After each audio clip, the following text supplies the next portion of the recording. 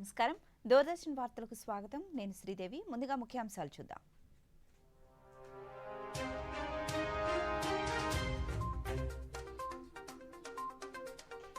పార్లమెంటులో విపక్షాల గందరగోళం ఉభయ సభల్లో కొనసాగిన వాయిదా పర్వం పార్లమెంటులో దుండగుల ప్రవేశంపై ప్రధాని మోదీ కీలక సమావేశం ఘటన మూలాలపై విస్తృత చర్చ ఇంటర్ 10వ తరగతి పరీక్షల షెడ్యూల్ను ప్రకటించిన రాష్ట్ర ప్రభుత్వం సాధారణ ఎన్నికల దృష్ట్యా మార్చిలోనే నిర్వహిస్తామని ప్రకటించిన విద్యాశాఖ మంత్రి బొత్స సత్యనారాయణ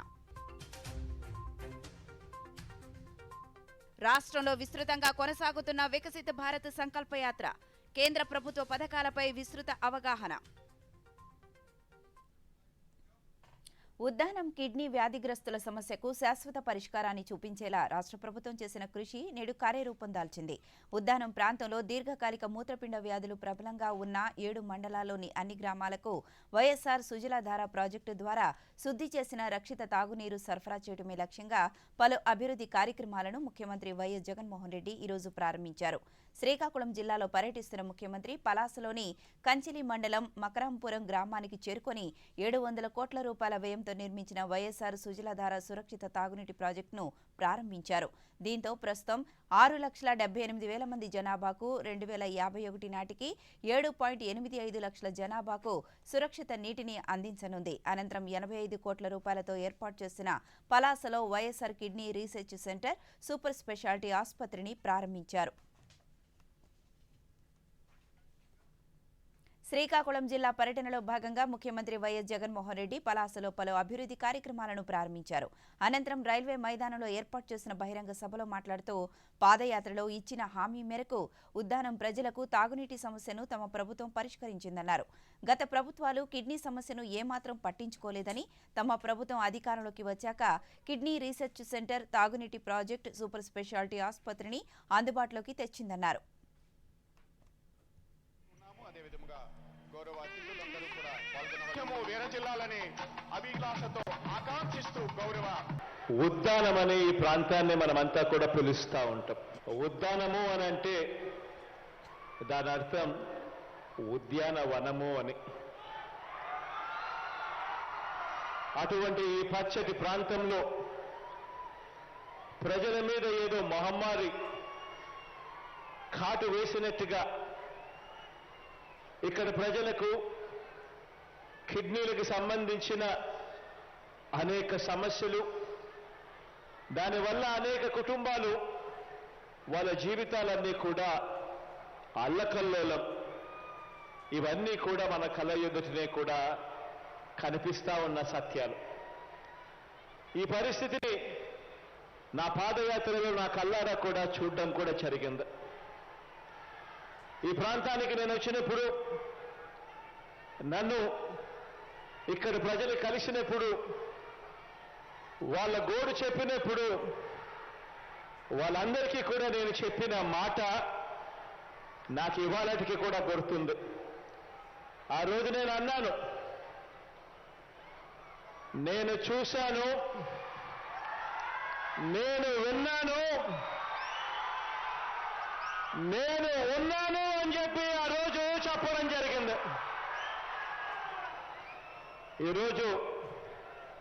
ఆ రోజు కూడా నాకు బాగా గుర్తుంది.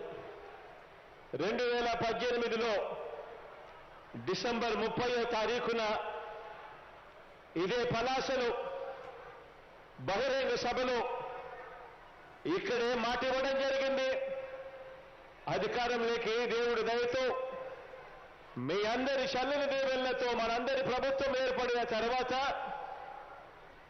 ఇక్కడే 200 పడకల kidney research super speciality hospital తీసుకొస్తామని చెప్పడం జరిగింది. కిడ్నీ సమస్యలకు శాశ్వత పరిష్కారం చూపించే దిశగా అడుగులు పడతాయి అని కూడా చెప్పడం జరిగింది. దేవుడి దయతో ఈ 2 కార్యక్రమాలను కూడా ఈ రోజు పూర్తి చేసి మీ బిడ్డ మీ కళ్ళ ఎదురు నిలబడి ఉన్నాడు అని చెప్పడానికి గర్వపడతా ఉన్నా. ఆంధ్రప్రదేశ్ ప్రభుత్వం 10వ తరగతి ఇంటర్మీడియట్ పరీక్షల షెడ్యూల్ను విడుదల చేసింది. మార్చి నెలలో 10వ తరగతి ఇంటర్ పరీక్షలు నిర్వహించబోతున్నట్లు విద్యాశాఖ మంత్రి బొత్స సత్యనారాయణ వెల్లడించారు. మార్చి 18 నుంచి 30 వరకు 10వ తరగతి, మార్చి 1 నుంచి 15 వరకు ఇంటర్ పరీక్షలు నిర్వహించనున్నట్లు తెలిపారు. సబ్జెక్టుల వారీ పరీక్షల నిర్వహణ తేదీలను వివరించారు. ఫిబ్రవరి 5 నుంచి 20 వరకు ఇంటర్ ప్రాక్టికల్స్ పరీక్షలు జరగనున్నట్లు మంత్రి బొత్స ప్రకటించారు. ఇంటర్మీడియట్ విద్యార్థులకు ఉదయం 9 నుంచి మధ్యాహ్నం 12 గంటల వరకు పరీక్షలు జరగనున్నాయి. 2024లో సాధారణ ఎన్నికల దృష్ట్యా మార్చి నెలలోనే 10 ఇంటర్ పరీక్షలను పూర్తి చేయాలని నిర్ణయించామని మంత్రి బొత్స సత్యనారాయణ మీడియా సమావేశంలో వెల్లడించారు. ప్రభుత్వం తీసుకున్న నిర్ణయం మార్చి నెలలో, ఎందుకంటే ఈ ఏడాది వచ్చే ఏడాదిలో సాధారణ ఎన్నికలు ఉంటాయి కాబట్టి మరి దానికి దీనికి కాంట్రడిక్టరీ లేకుండా విద్యార్థులకి ఏమి ఇబ్బంది జరగకుండా ఉండాలనేది ఆలోచన చేసి ఇవి మార్చి 31 లోపల అయిపోవాలని చెప్పని టెంటివ్గా ఈ నిర్ణయం తీసుకున్నాం. దీనికి సంబంధించి మొత్తం 16 లక్షల మంది విద్యార్థులు, 6 లక్షల మంది వచ్చి 10th క్లాసు, ఇంటర్మీడియట్ వచ్చి 10 లక్షల మంది, అంటే ఫస్ట్ ఇయర్ సెకండ్ ఇయర్ కలుపుకొని. ఇంటర్మీడియట్ పరీక్షలకు సంబంధించి ప్రాక్టికల్ పరీక్షలు వచ్చి ఫిబ్రవరి 5 నుంచి 20 తేదీ వరకు జరుగుతాయి. ప్రాక్టికల్స్ థియరీ వచ్చి మార్చి 1వ తేదీ నుంచి మార్చి 20 వరకు జరుగుతాయి. మార్చి 1 నుంచి మార్చి 20 తేదీ వరకు జరుగుతాయి. అందులో ప్రధానంగా మెయిన్ సబ్జెక్ట్స్ ఏమున్నాయో అవన్నీ కూడా మార్చి 15వ తారీఖే అవన్నీ కూడా కంప్లీట్ అవ్వడం జరుగుతుంది. అంటే 1వ తారీఖు నుంచి 15వ తారీఖు లోపలే వాటిని కంప్లీట్ చేస్తున్నాం. ఈ పరీక్షలు రోజు ఉదయం 9 గంటల నుంచి మధ్యాహ్నం 12 గంటల లోపు ఈ పరీక్షలు జరుగుతాయి. ఈ నేపథ్యంలోనే 10వ తరగతికి 10th క్లాస్ సంబంధించి వాళ్ళకి వచ్చి ఈ ఎగ్జామ్స్ రాత పరీక్ష వచ్చి 18వ తేదీ నుంచి మార్చి 18వ తేదీ నుంచి మార్చి 30 వరకు 12 రోజుల పాటు ఎగ్జామ్స్ వచ్చి నిర్వహించడం జరుగుతుంది. వీటికి కూడా ఏదైతే పబ్లిక్ హాలిడేస్ కానీ ఆదివారాలు కానీ ఉంటే మాత్రం ఆ రోజు దీనికి ఎగ్జామ్స్ లేవు, మిగతా రోజు వచ్చి నిర్ణయించడం జరుగుతుంది. రాష్ట్రంలో విద్యా వ్యవస్థ అస్తవ్యస్తమైందని జనసేన పార్టీ రాజకీయ వ్యవహారాల కమిటీ చైర్మన్ నాదెండ్ల మనోహర్ అన్నారు.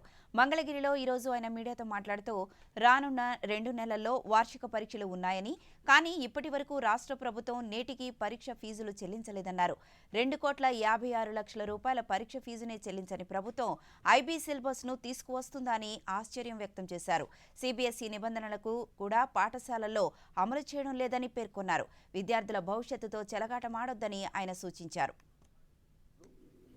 ఎప్పుడైతే కోర్టు ఇది రాజ్యాంగానికి విరుద్ధం, చట్ట విరుద్ధం అని చెప్పిందో, ఏదో మార్గంలో ఆ మార్పు తీసుకొద్దామని బలవంతంగా సిబిఎస్ఈ సిలబస్ తీసుకొస్తున్నామని 2021 ఫిబ్రవరిలో ముఖ్యమంత్రి కార్యాలయం స్టేట్మెంట్ ఇచ్చింది. రాష్ట్రంలో ఉన్న 44,639 పాఠశాలలు సిబిఎస్ఈ సిలబస్ తీసుకొస్తున్నామని ఫిబ్రవరి 2021లో ముఖ్యమంత్రి కార్యాలయం స్టేట్మెంట్ ఇచ్చింది. అందులో మొదటి విడతలో 1వ తరగతి నుంచి 7వ తరగతి వరకు విద్యార్థులకు 2021 సంవత్సరం నుంచి మేము సిలబస్ ప్రారంభిస్తున్నామని, 2024 సంవత్సరం కల్లా 1వ తరగతి నుంచి 10వ తరగతి వరకు అందరికీ సిబిఎస్ఈ సిలబస్ వర్తించేటట్టు మేము ఒక ప్రక్రియ చేపట్టామని చాలా గొప్పగా వీళ్ళు చెప్పుకున్నారు. కానీ జగన్మోహన్ రెడ్డి గారి ప్రభుత్వం, ఆయన ప్రత్యేకంగా ఆయన విభాగం అన్ని ఆయనే చూస్తున్నారు కాబట్టి వాళ్ళ చేతగానితనం వలన కేవలం 1000 పాఠశాలలకే వీరు అఫిలియేషన్ తీసుకొచ్చారు. ఆ 1000 పాఠశాలకి అఫిలియేషన్ కూడా. జాతీయ ఇంధన పొదుపు వారోత్సవంలో భాగంగా రాష్ట్ర ఇంధన పరిరక్షణ మిషన్ ఇంధన శాఖ ఆధ్వర్యంలో విజయవాడలో అవగాహన ర్యాలీ నిర్వహించారు. AP SPDCL chairman managing director J Padma Janardhan Reddy ర్యాలీలో పాల్గొని మాట్లాడుతూ విద్యుత్ పొదుపు చేయడం ద్వారా భవిష్యత్ తరాలకు భరోసా కల్పించాల్సిన బాధ్యత అందరిపైన ఉందన్నారు. నాణ్యమైన విద్యుత్ సరఫరా చేసేందుకు అనేక చర్యలు తీసుకుంటున్నామని, ఇందులో భాగంగా 25 సంవత్సరాల పైబడిన ట్రాన్స్ఫార్మర్స్, ఫీడర్స్, రెగ్యులేటర్లు, విద్యుత్ లైన్లను 4,000 కోట్ల రూపాయల ఖర్చుతో మార్చే కార్యక్రమాన్ని నిర్వహించామన్నారు. అందరి బాధ్యతగా చూసుకొని విద్యుత్తును మనం ఆదా చేయాలి. 1 కిలో వాట్స్ కనుక మనం ఆదా చేయగలిగితే మనము దగ్గర 900 kgs of 900 grams of the water, ఇది మన బొగ్గును ఆదా చేసిన వాళ్ళం అవుతాం. అలాగే ఏదైనా మన పాత ఇంట్లలో ఉన్న పాత ఏసీలు కానీ 25 years అలా దాటినట్టు ఏసీలు ఎప్పుడు వాడకూడదు. అలాగే ఓల్డ్ కేబుల్స్ కూడా మనము వాడకుండా కొత్త కేబుల్స్తో మార్పు చేయాలి. ఎప్పటికప్పుడు మనము 5 స్టార్ కానీ మినిమమ్ స్టార్ రేటెడ్ ఎలక్ట్రికల్ ఎక్విప్మెంట్ను యూజ్ చేయాలి. ఇళ్లలో కూడా లోపలేసేటప్పుడు కూడా లైట్ కలర్స్ మనము వాడేసేసి విద్యుత్తును ఆదా చేయాలి. విద్యుత్ ఆదా చేయడం వలన మనం పర్యావరణాన్ని కాపాడడం కాకుండా బొగ్గు వినియోగం కూడా తగ్గుతుంది. ప్లస్ భవిష్యత్తుకు కూడా మనకు బొగ్గు వినియోగం ఉపయోగపడేటట్టుగా ఉంటుంది. అందుకోసమే గవర్నమెంట్ ఆఫ్ ఇండియా కానీ గవర్నమెంట్ ఆఫ్ ఏపీ కానీ సోలార్ను కూడా మనం ఎంకరేజ్ చేస్తున్నాం. సోలార్ వలన కూడా చాలా ఉపయోగాలు ఉన్నాయి. ఎందుకంటే మనకు నేచర్ యొక్క దీన్ని వాడుకొని విద్యుత్ ప్రొజెక్షన్ చేస్తున్నాం. గ్రామీణ నిరుపేదలకు కేంద్ర ప్రభుత్వ పథకాలను చేరువ చేసే వికసిత భారత్ సంకల్ప యాత్ర కాకినాడ జిల్లాలో ఎంతో విజయవంతంగా కొనసాగుతోంది. కరప మండలంలో వికసిత భారత్ సంకల్ప యాత్ర సందర్భంగా నిర్వహిస్తున్న గ్రామ సభలకు ప్రజల నుంచి విశేష స్పందన లభిస్తోంది. వివిధ శాఖలకు సంబంధించిన అధికారులు ప్రజలకు కేంద్ర ప్రభుత్వం అందిస్తున్న పథకాలపై పూర్తి సమాచారాన్ని అందిస్తున్నారు. ఇప్పటికే ఈ పథకాల ద్వారా లబ్ధి పొందిన వారి అనుభవాలను ఇతరులకు తెలియచేయడం ద్వారా వాటి ప్రాముఖ్యతను వివరించే ప్రయత్నం చేస్తున్నారు. మరోవైపు రైతులకు సంబంధించి వ్యవసాయంలో డ్రోన్ల వినియోగంపై రైతులకు అవగాహన కల్పించే కార్యక్రమాన్ని చేపట్టడంతో రైతుల నుండి కూడా మంచి స్పందన లభిస్తోంది. గొర్రిపూడి గ్రామంలో నిర్వహించిన వికసిత భారత్ సంకల్పయాత్ర కార్యక్రమంలో అధిక సంఖ్యలో ప్రజలు పాల్గొన్నారు. 1 year బ్యాక్ మా అమ్మగారు హఠాత్తుగా చనిపోవడం జరిగిందండి. ఆవిడ SBI బ్యాంకులో సురక్ష బీమా చేయించుకున్నారండి. దాని ద్వారాగా 2 లక్షల రూపాయలు మా కుటుంబానికి వచ్చినాయండి. ఆ 2 లక్షల రూపాయలు కూడా మా కుటుంబానికి ఎంతగానో ఉపయోగపడ్డాయి. మరి దీనికోసం నరేంద్ర మోడీ గారు ఈ స్కీమ్ పెట్టినందుకు ఎంతగానో రుణపడి ఉంటామండి మా కుటుంబం అంతా కూడా. నాకు ప్రధానమంత్రి ఉజ్వల యోజన పథకం కింద లబ్ధి పొంది ఉన్నాను.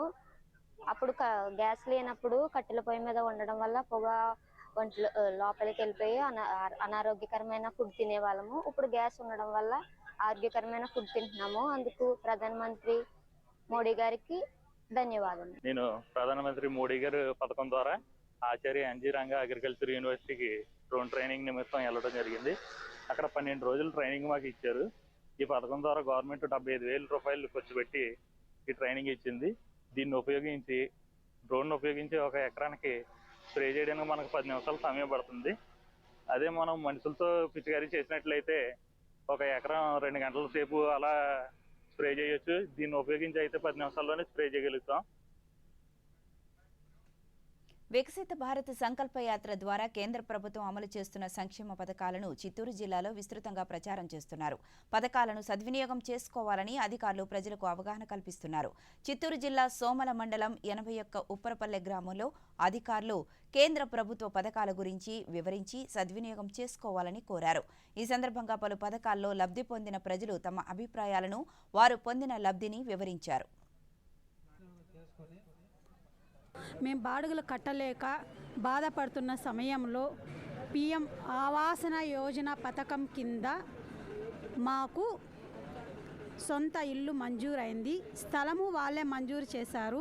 ఆ స్థలంలోనే వాళ్ళు ఇచ్చిన డబ్బులతో మేము సొంత ఇల్లు కట్టుకున్నాము. ఇప్పుడు ఆ సొంత ఇల్లు పూర్తి చేసుకొని ఆ ఇంట్లోని సుఖ సంతోషాలతో నేను, నా భర్త, పిల్లలు సంతోషంగా ఉన్నాము. నాకు ఆరోగ్యం సరిలేనందువల్ల నాకు 5 లక్షల బీమా మంజూరైంది. దానివల్ల నాకు ఇప్పుడు ఆరోగ్యం చూపించుకోవడానికి బాగా ఉపయోగపడుతుందని ఆ ప్రధానమంత్రికి ధన్యవాదాలు తెలుపుతున్నాను. కేంద్ర ప్రభుత్వం నుంచి మంజూరైన అవుతున్న అమలు జరపబడుతున్న కార్యక్రమాల గురించి ప్రజలకు వివరించుటకు కార్యక్రమం జరుగుతున్నది. ముఖ్యంగా ప్రధానమంత్రి మాతృ సురక్ష యోజన పథకం కింద ప్రతి నెల 9వ తారీఖు గర్భిణీ స్త్రీలను అన్ని PHCలలో కూడా మన సోమల PHCలో ఉచితంగా పరీక్షలు అన్ని చెకప్స్ చేయబడుచున్నవి. సోమల మండలంలో 81 ఉప్పరపల్లి పంచాయతీలో ఈరోజు ఒక ప్రోగ్రాం చేయడం జరిగింది. ఆ ప్రోగ్రామే సంకల్ప అభివృద్ధి. ఇక ప్రతి ఒక్కరికి కూడా అర్హత ఉన్న ప్రతి ఒక్కరికి కూడా ఈరోజు ఉజ్వల కనెక్షన్ ఇవ్వబడుతుంది.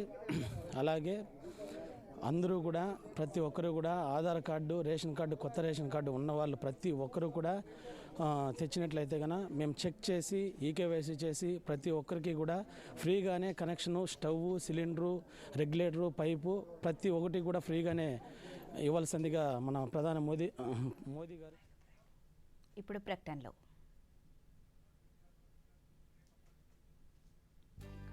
డెజర్ట్ వచ్చేసింది కానీ మన ఛాంపియన్ ఇంకా రాలేదు. మరి బిల్ ఇచ్చే ముందేనే వస్తుందంటారా? సో గర్ల్స్ ఏంటట సంగతి? బిల్లట సంగతి ఏది నీ కాడి పిన్ని. ఆర్బీఐ అంటుంది మీ పిన్, ఓటీపీ, సివివి లేదా ఇంటర్నెట్ బ్యాంకింగ్ పాస్వర్డ్ ఎవరికీ ఇవ్వొద్దు. ఆన్లైన్ బ్యాంకింగ్ మీ సొంత కంప్యూటర్, మొబైల్ ఇంకా సెక్యూర్ నెట్వర్క్ నుంచే చెయ్యండి. తినడం ఛాంపియన్షిప్ జరిగిందా? ఆర్బీఐ అంటుంది విషయాలు తెలుసుకోండి, జాగరూకంగా ఉండండి. Welcome back. కర్నూలు జిల్లా మంత్రాలయ నియోజకవర్గ పరిధిలోని పెద్దకడుబూరు మండలం కల్లుకుంట గ్రామంలో వికసిత భారత్ సంకల్పయాత్రకు విశేష స్పందన లభిస్తోంది. ఈ యాత్రలో మండల స్థాయి అధికారులు పాల్గొన్నారు. ఈ కార్యక్రమంలో కమ్యూనిటీ హెల్త్ ఆఫీసర్ కృష్ణమోహన్ మాట్లాడుతూ పేద ప్రజల ఆరోగ్యం సంరక్షణ కోసం వివిధ సంక్షేమ పథకాలను కేంద్ర ప్రభుత్వం ప్రవేశపెట్టిందన్నారు. లబ్ధిదారులు సైతం కేంద్ర ప్రభుత్వ పథకాలతో వారి జీవన ప్రమాణాలు మెరుగుపడ్డాయని పేర్కొన్నారు. వికసిత్ భారత్ సంకల్ప యాత్ర అనే ప్రోగ్రాంలో మనకు సెంట్రల్ నుంచి ఏ పథకాలు అయితే మనకు వస్తున్నాయో అవన్నీ వివరించడానికి ప్రజలకు ఈ సంకల్ప యాత్రను పెట్టడం జరిగింది. ఇందులో భాగంగా మరీ ముఖ్యంగా ప్రధానమంత్రి జేఏఎస్ అంటే జన ఆరోగ్య యోజన దాని కింద మనకు 5 లక్షల వరకు బీమా పథకంకి కార్డ్స్ అనేటివి ఇచ్చినారు. మనకి కల్లుకుంట గ్రామంలో ఈరోజు జరిగినందుకు మనకు ఈ గ్రామం నందు దగ్గర 72 కార్డ్స్ మనకు జనరేట్ అయినాయి. కేంద్ర ప్రభుత్వం ప్రవేశపెట్టిన ఉపాధి హామీ పథకం మరియు ఎన్ఆర్జీఎస్ మహాత్మా గాంధీ పథకం ద్వారా మేము చాలా లబ్ధి పొందుతున్నాము. దీని ద్వారా మా కుటుంబానికి కానీ వలసలు పోకున్నట్ల ఇక్కడే మా సొంత గ్రామంలో పనికి వెళుతూ రోజువారీ కూలీ 272 రూపాయలు మరియు వారానికి గాను 1600 పైగా మాకు అమౌంట్ వస్తుంది. కేంద్ర ప్రభుత్వం ప్రవేశపెట్టిన పోషణ అభియాన్ పథకం కింద మాకు గర్భిణిగా ఉన్నప్పుడు పాలు, గుడ్లు, నెలకు సరిపడే సరుకులు ఇచ్చేవారు. మా పిల్లలకు బాలామృతం ప్రతిరోజు అన్నం, సాంబారు, ఒక గుడ్డు ఇచ్చేవారు. నరేంద్ర మోడీ తరపు నుంచి ప్రవేశపెట్టినటువంటి గృహ నిర్మాణ సంస్థ 1,80,000 రూపాయలు లబ్ధి పొందడం జరిగింది. అదేవిధంగా మేము వలస వెళ్ళకుండగా 30,000 రూపాయలు ఎన్ఆర్జీఎస్ సంస్థ నుంచి లబ్ధి పొందినాము. ఈ అవకాశాన్ని ప్రధానమంత్రి నరేంద్ర మోడీకి ధన్యవాదాలు తెలుపుతున్నాను. అనంతపురం జిల్లాలో వికసిత భారత్ సంకల్పయాత్ర కొనసాగుతోంది. బుద్దప్పనగర్ సచివాలయంలో ఈరోజు నిర్వహించిన వికసిత భారత్ సంకల్పయాత్రలో ఉజ్వల యోజన లబ్ధిదారులకు ఉచిత గ్యాస్ కనెక్షన్ను అందించారు. కేంద్ర ప్రభుత్వం అమలు చేస్తున్న సంక్షేమ పథకాలను ప్రజలు సద్వినియోగం చేసుకోవాలని కోరారు. కాకినాడ జిల్లా తొండంగి మండలం అడ్డారిపేట గ్రామంలో వికసిత భారత్ సంకల్పయాత్ర నిర్వహించారు. ఈ సందర్భంగా ప్రచార రథాల్లో ప్రధానమంత్రి నరేంద్ర మోదీ సందేశాలను, అభివృద్ధి చెందిన భారత్ కోసం చేసిన ప్రతిజ్ఞను గ్రామస్తులకు సూచించారు. ప్రభుత్వ పథకాల లబ్ధిని అధికారులు ప్రజలకు అందించారు. కృష్ణా జిల్లా మచిలీపట్నం మండలం గొల్లగూడెం గ్రామానికి వికసిత భారత్ సంకల్పయాత్ర వాహనం చేరుకుంది. కేంద్ర ప్రభుత్వం పేదలకు అందిస్తున్న సంక్షేమ పథకాలను అధికారులు ప్రజలకు వివరించారు. కరోనా సమయంలో ఆరోగ్య భారత్గా దేశాన్ని నిలబెట్టిన ప్రధాని నరేంద్ర మోదీకి ప్రజలు జయ జయ ధ్వానాలు పలికారు. ఆయుష్మాన్ భారత్ కార్డులను వైద్య సిబ్బంది లబ్ధిదారులకు అందించారు. మచిలీపట్నంలో హార్బర్ నిర్మాణంతో యువత వలస వెళ్లే పరిస్థితి తప్పిందని, ఇక్కడే ఉద్యోగ, ఉపాధి అవకాశాలు లభిస్తున్నాయని మత్స్యకారులు తెలిపారు. అలాగే కేంద్ర ప్రభుత్వం అమలు చేస్తున్న పథకాలతో ప్రయోజనం పొందుతున్నామని లబ్ధిదారులు తెలిపారు. ప్రధానమంత్రి నరేంద్ర మోడీ గారు ప్రవేశపెట్టిన పథకాల గురించి అవగాహన 17 డిపార్ట్మెంట్ వారు కూడా తెలియజేయడం జరిగింది. బెనిఫిషరీలను కూడా హెల్త్ కార్డులకు అయితేనేమి, గర్భిణీ స్త్రీలకు అయితేనేమి, రేషన్ బియ్యం, ఉచిత బియ్యం అయితేనేమి, మరి కరోనా టీకా గురించి అన్నిటి గురించి కూడా వివరంగా చెప్పడం జరిగింది. అన్ని గ్రామాల్లో మరి కార్యక్రమం చక్కగా జరుగుతోంది. ఈ రోజు జరిగినటువంటి పొద్దున కానీ సాయంకాలం కానీ గ్రామాల సభల్లో చక్కగా అధికారులు అందరూ సహకరించారు. ప్రజలు కూడా పాల్గొన్నారు పెద్ద ఎత్తున. అలాగే వివిధ పథకాల గురించి ప్రభుత్వ సారథులు ఎవరైతే ఉన్నారో వాళ్ళు వివరించడం జరిగింది. ఈ పథకం క్రింద మోడీ గారు సెప్టెంబర్ 23, 2018 ప్రవేశపెట్టారు. బడుగు బలహీన వర్గాలు కూడా కార్పొరేట్ వైద్యం చేయించుకుంటూ కుటుంబంలో ఒక్కొక్కరికి, అంటే ఫ్యామిలీలో ఒకరికి కాకుండా కుటుంబంలో ఎంతమంది ఉంటే అంతమందికి 5 లక్షల చొప్పున వర్తించేలా ఈ పథకాన్ని రూపొందింది. భారత్ సంకల్ప యాత్రలో కార్యక్రమంలో మేము పాల్గొనడం జరిగినది. ఈ పెదపట్నం గ్రామంలో కాకుండా మొత్తం మేము జరిపించేటువంటి 6 మండలాల్లో కూడా నేను ఈ యొక్క ప్రకృతి వ్యవసాయం గురించి మన నరేంద్ర మోదీ గారు తీసుకున్నటువంటి ప్రకృతి వ్యవసాయం అని ఒక నినాదాన్ని మన దేశ ప్రధాని గారు ఆయన ప్రకృతి వ్యవసాయం గురించి ప్రతి ఒక్కరు కూడా ప్రకృతి వ్యవసాయం చేసుకోవాలి, మంచి ఆరోగ్యంతో ఉండాలని, ఆరోగ్య భారతదేశంగా ఉండాలని చెప్పేసి ఎన్నోసార్లు సమావేశంలో చెప్పడం జరిగింది. పశ్చిమ గోదావరి జిల్లాలోనూ వికసిత భారత్ సంకల్పయాత్రకు ప్రజల నుంచి పెద్ద ఎత్తున స్పందన లభిస్తోంది. కేంద్ర ప్రభుత్వం అమలు చేస్తున్న సంక్షేమ పథకాలు, వాటి ప్రయోజనాలను అధికారులు వివరిస్తున్నారు. పలువురు లబ్ధిదారులు ప్రధానమంత్రి నరేంద్ర మోదీకి ధన్యవాదాలు తెలిపారు.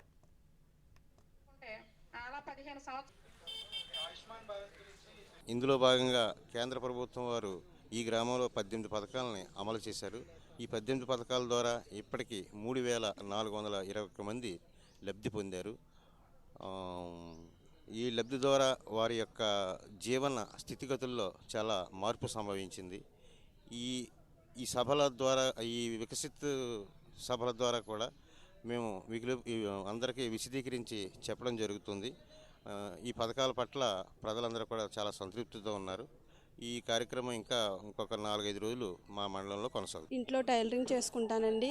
ఈ మధ్యన మోడీ గారు ప్రవేశపెట్టిన విశ్వకర్మ యోజనలో నేను అప్లై చేసుకోవడం జరిగిందండి. నేను టైలరింగ్ చేయడం వల్ల నాకు లోన్ వస్తుందని చెప్పారండి. ఇది అప్లై చేసుకున్నాక నాకు ఆ లోన్ డబ్బులు వస్తే నేను నా కుటుంబానికి మరింత బాగా సహాయపడడానికి తోడ్పడుతుందండి. ఆ లోన్ ద్వారా నేను ఇంకా కొంచెం అభివృద్ధి చెంది నా బిడ్డలను ఇంకా మంచి స్థాయికి తీసుకెళ్ళి చదివించుకుంటే వీలు కలుగుతుందండి. ఈ గ్రామం యానాలపల్లి గ్రామం. నా పేరు కోటే భాస్కర్రావు. నాకు ఆయుష్మాన్ భారత్ కార్డు వచ్చినది. నాకు ఆరోగ్యం ఎక్కడైనా ఇండియా లెవెల్లో ఎక్కడైనా చూపించుకోవచ్చు. 5 లక్షల వరకు ఎక్కడైనా చూపించుకోవచ్చు, వైద్యం చేయించుకోవచ్చు. ఇది మోడీ గారు ఇచ్చిన హామీ. ఈ కొద్ది వాక్యం దీవించవలసిందిగా కూర్చుంది. సురక్షిత మాతృత్వ అభియాన్లో మాకు ప్రెగ్నెన్సీ టైంలో కూడా 3 నెలలకు ఒకసారి చెకప్లు జరగడం, అలాగే బ్లడ్ టెస్ట్లు. రాష్ట్రపతి ద్రౌపది ముర్ము ఈరోజు కొత్త ఢిల్లీలో 2023 జాతీయ శక్తి వనరుల కన్జర్వేషన్ అవార్డులను ప్రదానం చేశారు. వీటితో పాటు జాతీయ శక్తి వనరుల ఆవిష్కరణలు, శక్తి వనరుల బదలాయింపుపై జాతీయ స్థాయి చిత్రలేఖన పోటీల విజేతలకు పురస్కారాలను అందించారు. ఏటా డిసెంబర్ 14న నిర్వహించే నేషనల్ ఎనర్జీ కన్జర్వేషన్ డే సందర్భంగా మొత్తం 63 మంది విజేతలకు ఈ అవార్డులు అందజేశారు. ఈ సందర్భంగా రాష్ట్రపతి ముర్ము మాట్లాడుతూ ఇంధన పరిరక్షణ, వాటి ప్రాముఖ్యతపై జాతీయ స్థాయిలో అవగాహన అవసరమన్నారు. सभी बच्चों की सराहना करती हूं और उन्हें बहुत बहुत बधाई देती हूं. सभी लोगों का सुख और स्वास्थ्य प्रकृति के संरक्षण और अच्छे स्वास्थ्य में निहित है. अगर हम उपलब्ध संसाधनों का ऑप्टिमल यूटिलाइजेशन करते हैं तो प्रकृति पर और धरती माता पर अनावश्यक दबाव नहीं पड़ेगा और सभी की ऊर्जा संबंधी और अन्य जरूरतें पूरी हो सकेगी.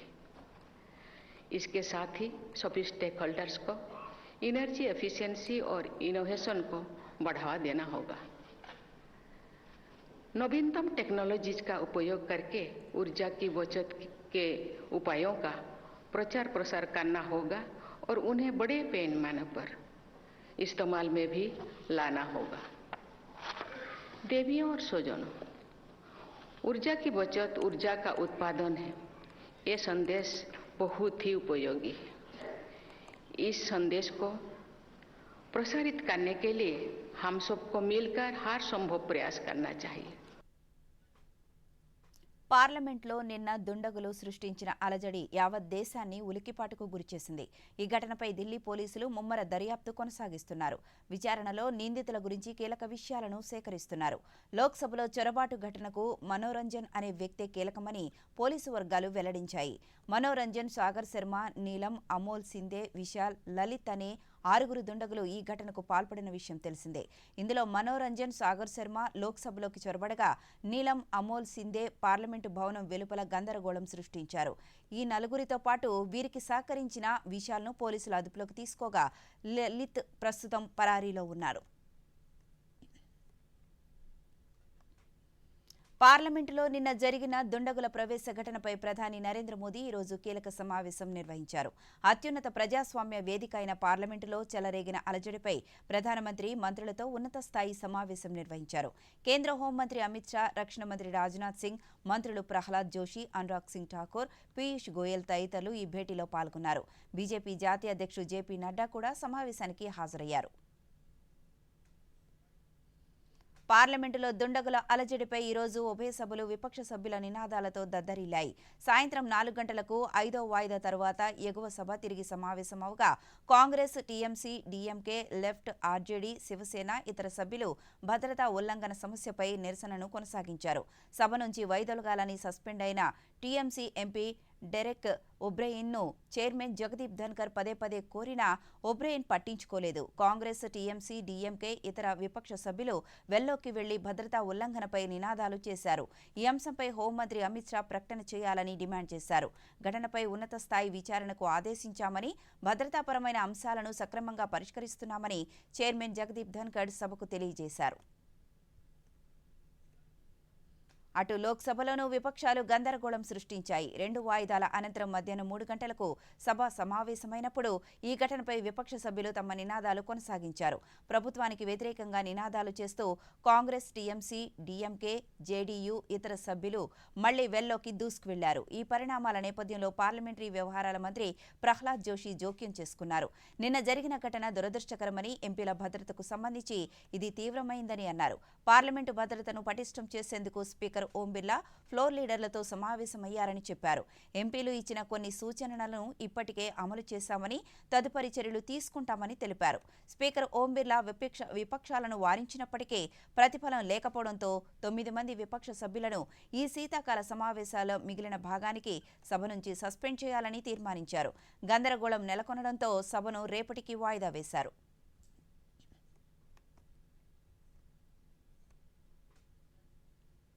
ప్రధానమంత్రి నరేంద్ర మోదీ తన మనసులోని భావాలను దేశ ప్రజలతో పంచుకునే మన్ కీ బాత్ కార్యక్రమం 108వ సంచిక ఈ నెల 31వ తేదీ ఆదివారం ఉదయం 11 గంటలకు ప్రసారమవుతుంది.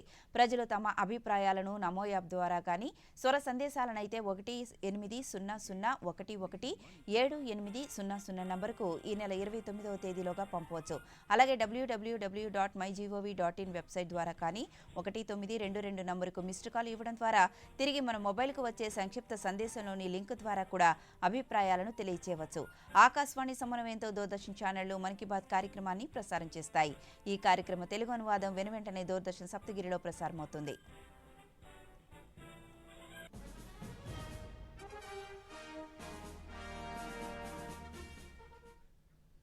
వార్తలు ముగించే ముందు ముఖ్యాంశాలు మరొకసారి చూద్దాం.